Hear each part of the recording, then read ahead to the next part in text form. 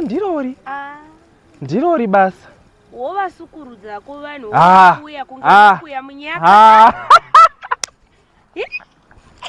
ko ndodii ivo vachida kutsvuka ndodii ona vakachekesa zvigunwe ona kusanyara varungu havachekesi ewe zvine nharo ndoda kuvamenya raini vese rinosarara achibika kuita jena dosiya laini rese iri ravarungu vega vega umulungu kupela upera ndopa mungachekesa maswera seiko mwanangu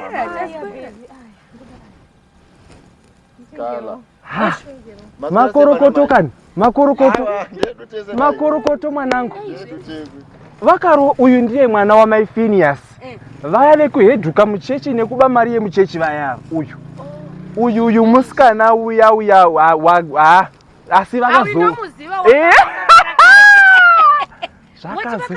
makorokoto mwanangu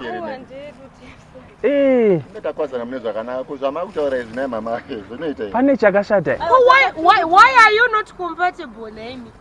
Kumungowanana musiri azvisintali. Asi $2. Unoda kukangavira kudarika ipapo. Amen. Wochukokura. Amen. Ponto. Saka. It's your life. Koringi. Zvauchaita tetenasi naiwe. Precaution is better than prevention. Pane chashata here. Pane chashata. Uya mungaita zvivindi zvokugara nestranger ichivata padivi penyu mukaurayana naye. Murikuedza kuti chimurume wangu asi stranger kwandiri. Asi mwanaume yako ndo stranger. And definition ye stranger asi mwanaume yako. Aiwa chakakosha kuti varurana. But we are happy for you. We are happy for you. Congratulations. Zvauriwe usaita zvako zviya zvekuti pese pawasvika ana murungu uyu ana havacheki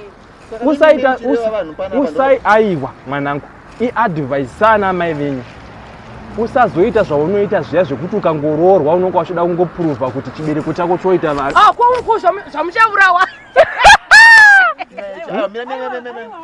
musakasira mimba dzaakabvisa dzopera ero masangana zvidodo deodorant mwanangu basera deodorant torai deodorant yokupapaidza